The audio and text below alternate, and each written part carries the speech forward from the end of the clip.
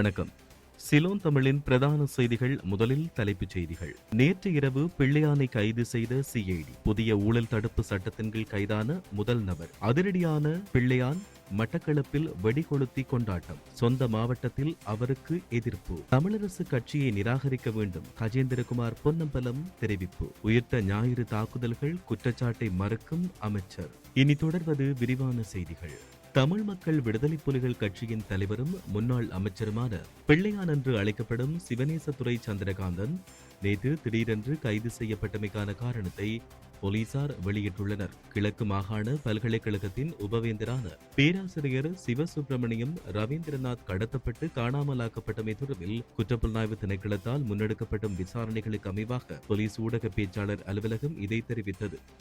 மட்டக்களப்பில் உள்ள அவரின் கட்சி அலுவலகத்தில் வைத்து கைது செய்யப்பட்ட நிலையில் பிள்ளையான் தற்பொழுது கொழும்புக்கு அழைத்துச் செல்லப்பட்டார். ஈஸ்டர் குண்டு தாக்குதலோடு தொடர்புபடுத்தி பிள்ளையான் கைது செய்யப்பட்டுள்ளதாக சமூக வலைதளங்களில் நேற்றைய தினம் தகவல்கள் வெளியாகின. இந்த நிலையில் பிள்ளையானின் காரணத்தை போலீஸ் ஊடக பிரிவு வெளியிட்டுள்ளது. இதேவேளை பிள்ளையான் கைது செய்யப்பட்டதை தொடர்ந்து விசாரணைகளில் குற்றத்தின் ஆதாரங்கள் சேகரிக்கப்பட்டு குற்றச்சாட்டுகள் உறுதிப்படுத்தப்பட்டால் எதிர்காலத்தில் ஆயுள் தண்டனை வரை வழங்கப்படலாம் என தெரிவிக்கப்பட்டுள்ளது. லஞ்ச வழக்கில் கைது செய்யப்பட்டு பிணையில் விடுதலை செய்யப்பட்ட பதுளை மாவட்ட நாடாளுமன்ற உறுப்பினர் சாமர சம்ப தசாநாயக்க புதிதாக அறிமுகப்படுத்தப்பட்ட ஊழல் தடுப்பு சட்டத்தின் கீழ் கைது செய்யப்பட்ட முதல் நபர் தான் என தெரிவித்தார்.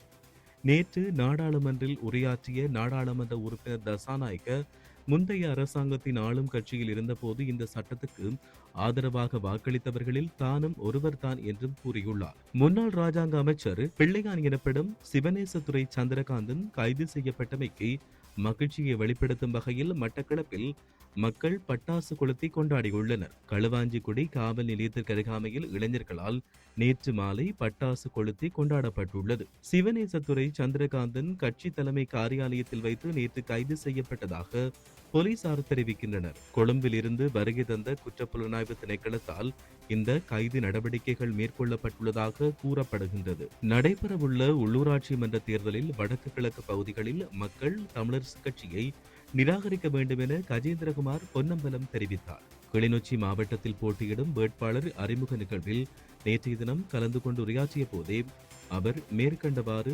குறிப்பிட்டுள்ளார். மேலும் அவர் தெரிவிக்கையில் நாடாளுமன்றத்தில் 19 தமிழ் உறுப்பினர்கள் உள்ள போதிலும் 10 உறுப்பினர்களை கொண்ட அறுதி பெரும்பான்மை ஒருவருக்கும் இல்லை. தமிழ் கட்சிகளை ஒன்றிணைக்கும் முயற்சிகளை முன்னெடுத்த போதும் அது சாத்தியப்படவில்லை.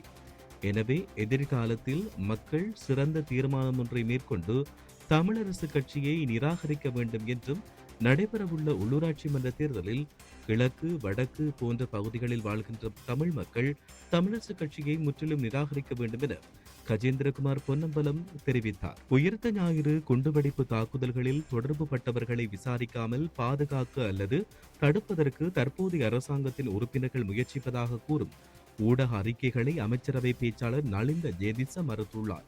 ஊடகங்களிடம் இந்த மறுப்பை வெளியிட்டுள்ள அவர் பாதுகாப்பு பிரதி அமைச்சரின் ஒரு அறிக்கையுடன் தொடர்பு படுத்தி பரவும் அறிக்கைகளையும் நிராகரித்துள்ளார். உயிர்த்த ஞாயிறு தாக்குதல்களின் விளைவாக பாதிக்கப்பட்டவர்களுக்கும் நிரந்தரமாக ஊனமுற்றவர்களுக்கும் நீதி கிடைக்கப்பட வேண்டும் என நாட்டில் உள்ள அனைவரும் விரும்புவதாக தெரிவித்தார்.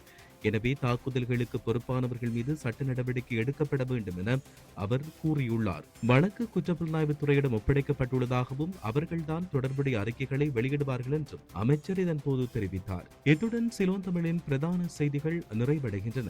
தொடர்ந்தும் உடனுக்குடன் செய்திகளை நீங்கள் அறிந்து கொள்ள www.ceylontamil.com என்கின்ற எமது இணையதளத்தை பார்வையிடுங்கள். வணக்கம்.